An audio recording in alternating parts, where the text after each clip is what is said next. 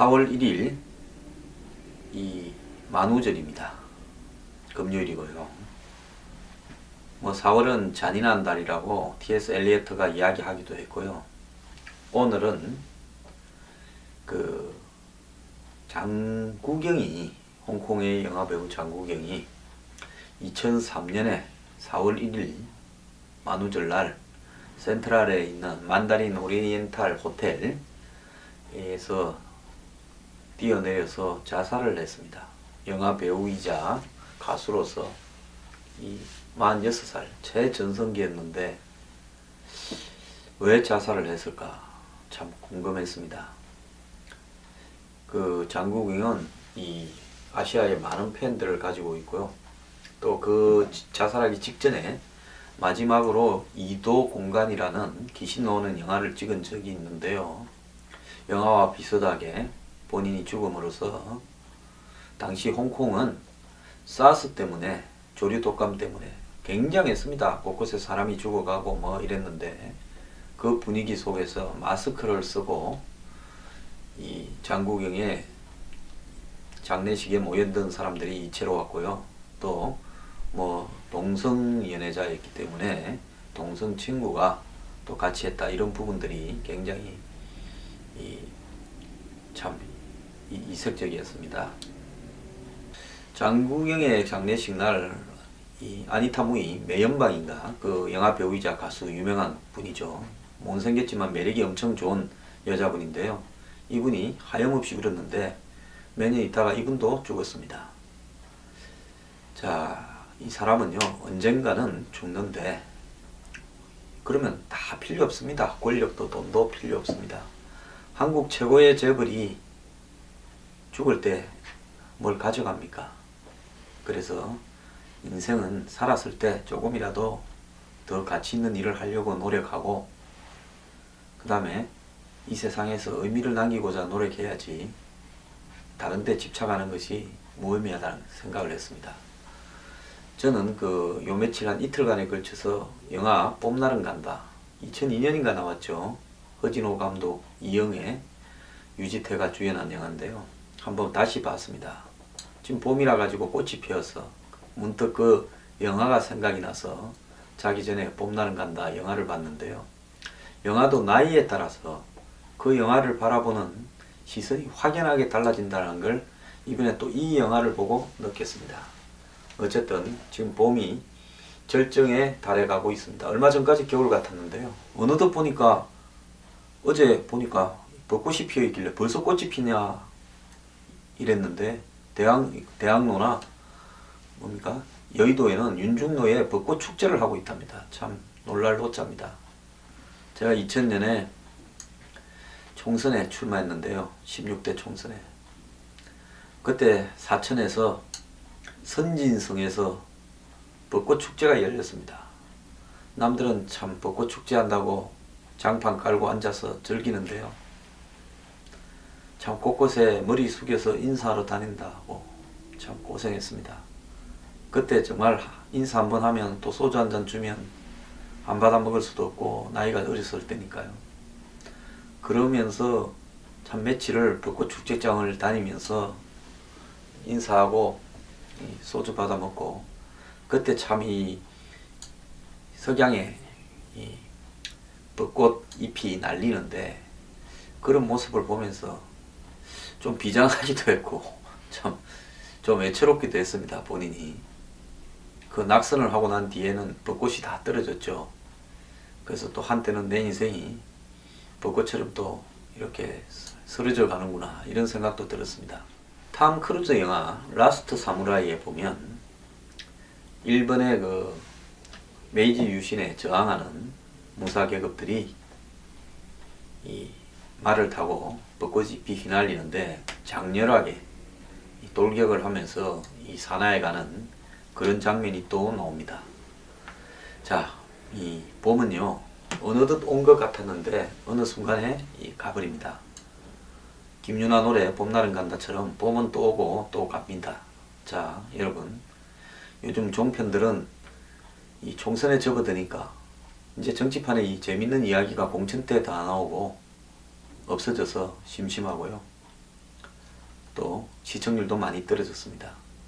이제 이 황사나 미세먼지도 오늘부터 좀 없어진다니까요. 이 즐거운 봄날을 만끽하기 바랍니다. 평생에 걸쳐서 봄날이라고 해봤자 움직이면서 열심히 봄을 즐길 수 있을 봄은 한 5, 60번이 닿을 것 같습니다. 그렇기 때문에 한 50번 정도 되겠습니다. 그렇기 때문에 봄을 즐길 수 있을 때 벚꽃도 열심히 보기 바랍니다. 미래경영연구소에서 회원을 모집합니다. 미래경영연구소 회원은 황장수의 뉴스브리핑, 출판, 강연 등 모든 사회를 개혁하기 위한 활동을 저와 함께 하게 될 것입니다. 네, 안녕하십니까.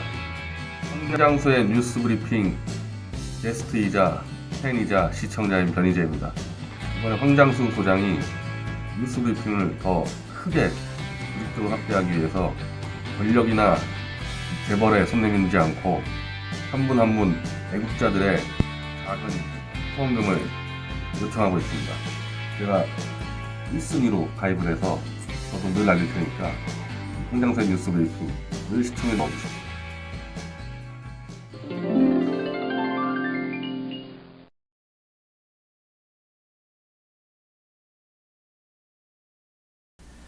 총선 이후에 여러가지 세력이 개헌을 한다고 지금 말들이 많습니다. 김무성 대표는 내가 대통령을 잘할 수 있는지 생각을 해보겠다, 해본 적은 있다 이렇게 이야기했지만 내심 개헌을 도모하려고 생각하고 있다 이렇게 봅니다. 그 개헌은 대통령과 총리가 따로 있고 내각을 국회에서 뽑는 오스트리아식 이원 집정부제 개헌을 의미하는 거라 생각합니다. 대통령은 외교 국방, 행태가 외교 국방이지 사실상 껍데기죠. 그 껍데기는 국민들을 보고 뽑아라고 하고, 실제로 총리와 장관들은 국회에서 여야가 담합을 통해서 뽑고 6대4 아니면 4대6으로 나눠 먹고, 그리고 다수당의 대표가 총리를 할 가능성이 많다고 보고 있습니다. 자, 이렇게 되면 대통령보다 총리가 권한을 다 쥐게 되고요. 정상적으로는 개인적인 약점이 있거나 문제가 있어서 검증을 통과할 수 없는 사람들이 이원집정부제를 하게 되면 총리는 해먹을 수 있습니다. 또 장관도 해먹을 겁니다. 자기들끼리 나눠서 해먹는데 청문회니 뭐니 크게 의미가 있겠습니까? 그래서 군대 안 갔다 온 사람, 탈세한 사람, 부동산 투기한 사람, 표절한 사람, 국민의 업무를 다하지 않은 사람들은 이원집정부제 개헌을 해서 장관도 해먹고 총리도 해먹을 겁니다. 그러면 장관 자리나 총리 자리가 전부 한마디로 국회로 들어가기 때문에 국회의원들이 다 해먹게 될 겁니다. 자, 이런 상황에서 대통령은 외교 국방을 전담한다지만은 외교 국방 권한만 갖고 있고 내각을 통솔을 하지 못하는 대통령이 뭔 힘이 있겠습니까? 한국 같은 상황에서 현재 대통령이 전체를 통솔을 해도 말 안 듣고 들고 받고 나가는 장관이 있고 여당의 의원들도 말을 듣지 않고 그래서 대통령이 배신의 정치 운운하는데 이원집정부제 개헌이 되어서 대통령이 장관들이나 총리를 임명할 수 없는데 말 듣는 사람이 있겠으며 여당 의원들이 말을 듣겠습니까? 자, 이걸 하게 되면요, 대한민국 현 정치판에서 자기가 힘 좀 있다고 생각하는 사람들의 판이 될 것이고 그 사람들과 그 사람의 추종자들이 늙어 죽을 때까지 정치를 하게 될 겁니다. 한때 일본의 60, 70년대 정치처럼요, 요정에서 배우에서 다 주물러서 나라를 작살내기 시작할 겁니다. 근데 일본은 분단도 되어 있지 않고요, 고도성장을 하는 시기에 그런 정치를 했기 때문에 정치의 부패가 감초라도 졌고 국가 안보에 큰 문제는 없지만 한국은 분단이 되어 있고 이제 고도성장이 땅바닥에 떨어져서 거의 저성장, 마이너스 성장을 앞으로 대기해 가야 될 위기에서 이런 이원집정부제 개헌을 한다는 것은 저는 매우 잘못된 일이다 이렇게 생각합니다.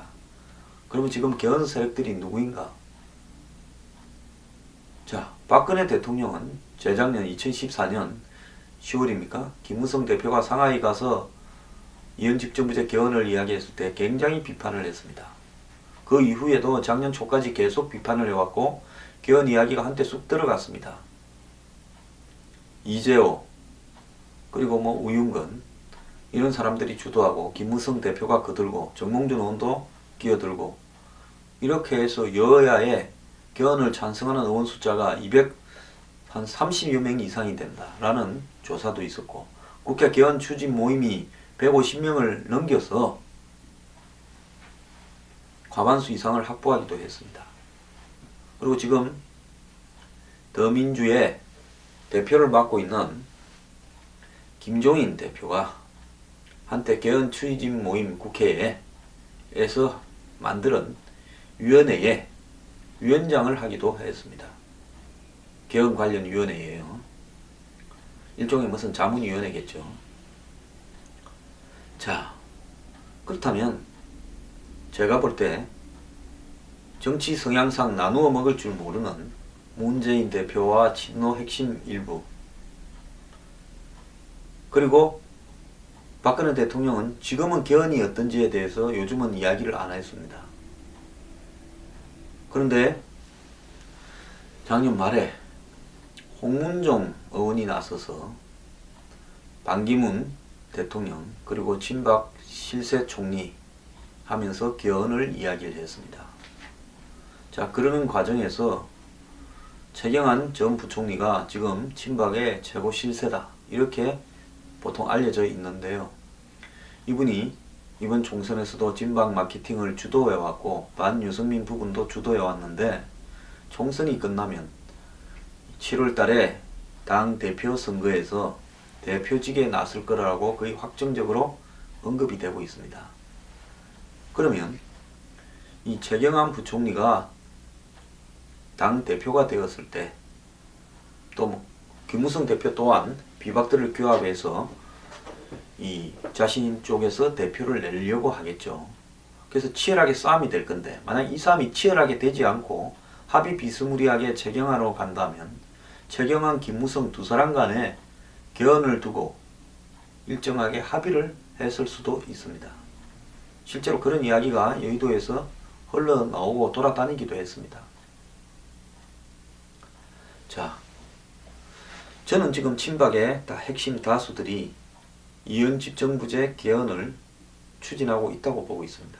그들이 반기문을 오로지 정권을 가진 대통령으로 만들지 않고요. 껍데기뿐인 대통령으로 앉히고 실제로 개헌을 통해서 자신들이 권한을 쥐면서 이 친박이라는 브랜드를 계속 가지고 가겠다. 그런 입장을 가지고 있을 가능성이 크다고 보고 있습니다. 그럼 친박이란 브랜드의 의미는 뭐냐?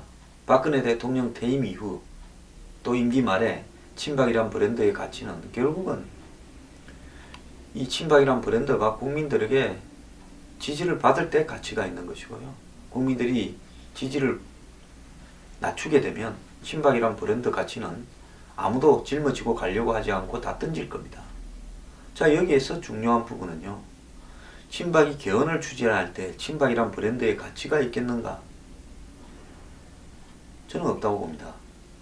박근혜 대통령이 잘한 것도 있고 잘못한 부분도 있지만 아직도 40% 좀 넘는 국민의 지지를 받고 있는 이유는 저는 박근혜 대통령이 안보 문제에 있어서 지난번에 이 목함 지뢰 사건과 DMZ 충돌 또 더 나아가서 개성공단 철수, 통진당 해산, NLL 문제 등에 있어서 매우 원칙적으로 대응해온 측면 또 최근에 북한의 핵이나 미사일 위기와 관련해서 이번에 핵안보 정상회의에 가서 이런 외교를 하는 부분 이런 부분에 대해서 국민들이 적어도 박근혜 대통령이 다른 거는 몰라도 안보 문제에 있어서만큼은 확실한 어떤 이 가치를 가지고 있다.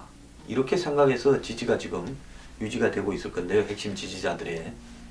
근데 박근혜 대통령을 추종하는 집단들이 이현 집정부제 개헌을 하게 되면 이현 집정부제 개헌은 외교 국방을 힘이 없는 대통령이 가지게 됩니다.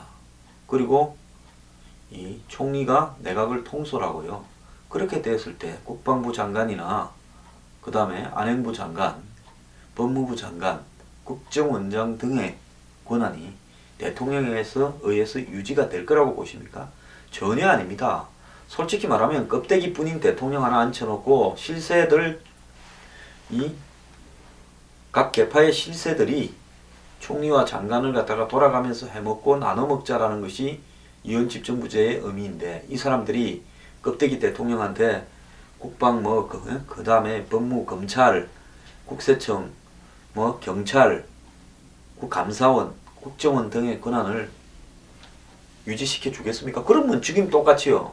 지금 대통령자에서 총리가 실세 총리를 보장해주면 이원집정부제 개헌해서 예를 들어서 제가 앞에 말한 그런 부서들에 대한 권한을 대통령에게 유지시키는 거나 지금 실세 총리 제도를 해가는 거나 대통령제하에서 다를 바가 하나도 없다라는 겁니다. 그렇기 때문에 이원집정부제 개헌은 한마디로 허수아비 대통령 앉히자. 국민은 그것들이나 뽑아라. 우리는 국회에서 실세들끼리 나누어 갖는 총리와 장관 자리를 다 뽑겠다. 이겁니다. 자, 이렇게 되었을 때 안보가 유지될 수 있겠습니까? 결국 국회 안에서 야당과 권력을 어떻게 나눌 건가? 이렇게 될 건데요. 제가 볼 때 지금 오스트리아가 가장 큰 문제가 뭔가 하면 야당이 없다라는 거 아닙니까? 중도 우파, 중도 좌파가 번갈아 가면서 20년이 넘도록 집권하고 있는데, 이 사람들이 한쪽이 이기면 6대4, 이긴 쪽이 6, 한쪽이 또 야당이 이기면 야당이 6, 이런 식으로 둘이가 나눠 갔기 때문에 야당도 없는 이런 나라가 되겠느냐. 이래서 최근에 거구가 기승을 부리고 있습니다. 멀지 않아서 지금 이런 흐름은 깨어질 거라고 보고 있는데요. 그래서 저는 북한과 이렇게 군사적으로 위협적인 대치를 지속해오는 안보 상황에서 한국에 개헌을 해서 힘이 없는 껍데기 대통령이 하나 생기고, 그 다음에 권력은 총리와 장관, 여야에 골고루 분산되게 될 때 대한민국이 이 종북 세력이나 주사파 세력, 좌파 세력을, 북한에 추종하는 세력들을 청산하는 데 실패할 거라 보고 있습니다. 자, 경찰, 검찰, 국정원이 이런 상황에서 어떻게 간첩을 색출하겠으며 어떻게 종북적인 정당이 또 탄생해가면, 지금 저렇게 해산시키고 박근혜 정부에서도 민중연합당이라는 당이 만들어지고 있습니다.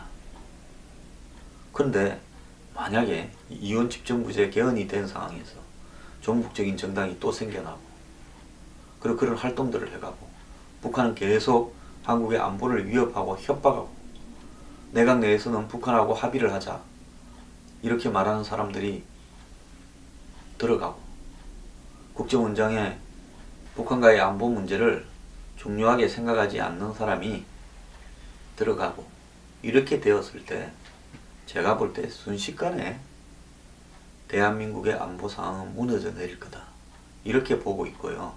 유화론자들이 내각에서 주도해 가게 될 거라고 봅니다. 그럴 때 대통령이 이걸 브레이크를 걸 수도 없다고 봅니다. 자, 그렇게 되면 결국 국민들은 자신의 나라를 끌고 갈 정말 명실상부한 대표자를 뽑는 게 아니라, 한마디로 국회가 국민들로부터 그래도 하나쯤은 뽑아봐야지 하고 던져놓은 국민용 뽑기 쇼에 둘러리를 하는 것 뿐이고요. 실제로는 모든 권한은 국회가 다 가져가게 되는 겁니다. 자, 이렇게 했을 때 또 하나 우려되는 것은 부패입니다. 가뜩이나 한국은 대기업, 상류기득권층, 언론, 노조, 사회단체, 이런 영향력이 엄청나게 큽니다. 자, 이런 상황에서 대통령 1인이 한마디로 제왕적 권력을 행사하고 있음에도 불구하고 곳곳에서 부패가 되고, 들어서는 정권마다 큰 소리를 쳐서 개혁을 하겠다 하지만 한 1년도 되기 전에 다 포획되고, 어떤 정권들은 시작하기도 전에 포획되고, 좌파 성향을 가지고 좌파다 이렇게 보수해서 이야기하는 정권 때도 재벌 공화국이었습니다. 그런데 하물며 대통령은 껍데기가 되고 총리와 장관들이 골고루 권력을 나눠먹는 이런 국회의원 300명이 이 나라를 끌고 가는 행태가 되었을 때 한마디로 얼마나 쉽게 이해관계 집단들이 권력을 포획해서 마음대로 주물겠습니까? 그것이야말로 슈퍼 자본주의라고 부르는 자본 권력이 정치 권력 머리 위에 들어서서 마음대로 분리시켜서 주무르는 그런 나라가 되고 말 겁니다. 자, 그런 상황에서 누가 개혁을 하고 부패 청산을 하겠습니까?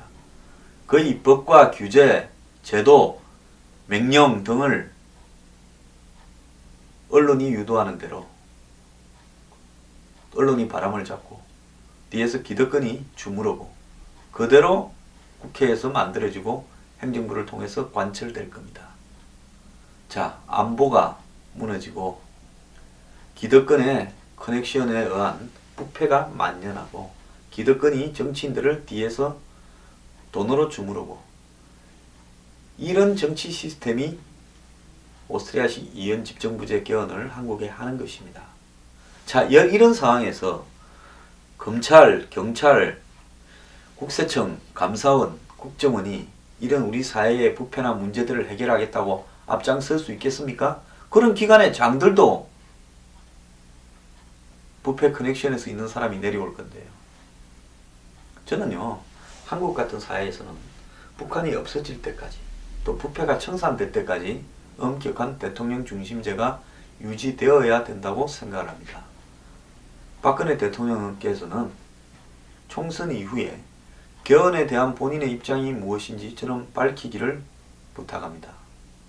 만약에 친박이 개헌에 앞장을 선다면 그때는 친박은 국민적 지탄을, 저항을 면치 못할 겁니다. 김무성 대표가 만약에 정의와 의장이 새로운 정치 계열사체를 가지고 정치 제도를 새로 바꾸겠다. 안철수 국민의당이 혹시 그런 역할을 맡겠다. 김종인 더민주당 대표가 당내 비주류를 규합해서 거기 가세하겠다. 새누리당의 비박들이 또 거기에 가세하겠다. 새누리당의 친박의 주류들이 핵심들이 대통령 임기 끝날 때 다 되었고 우리를 생각해서 나중에 호환도 없고 또 박 대통령을 위한다는 핑계하에 개헌을 해버리는 것이 더 좋다. 이렇게 가세해서 이현 집정부제 개헌을 몰고 가면 그때 저는 양심이 있고 살아있는 열정이 살아있는 국민들에게 개헌 반대를 위한 이 범국민 본부를 만들자고 호소를 하고 개헌 반대를 하기 위해서 길거리로 나서겠습니다. 그때는 이 뉴스 브리핑을 길거리에서 찍도록 하겠습니다. 자, 국회에서 300명 중에 200명 이상이 개헌을 찬성해서 통과시키더라도 국민투표에 붙여야 됩니다. 자, 여야에서 찬성하면 영호남이 다 찬성할 거기 때문에 통과될 거다. 이렇게 국민을 바보처럼 생각할 겁니다. 그때 한번 본때를 보여줘가지고요. 개헌을 추진한 국회의원들을 다 날려버려버려 집으로 보내버리고 정치판을 새로 바꿔버려야 됩니다. 제발 개헌 추진하세요.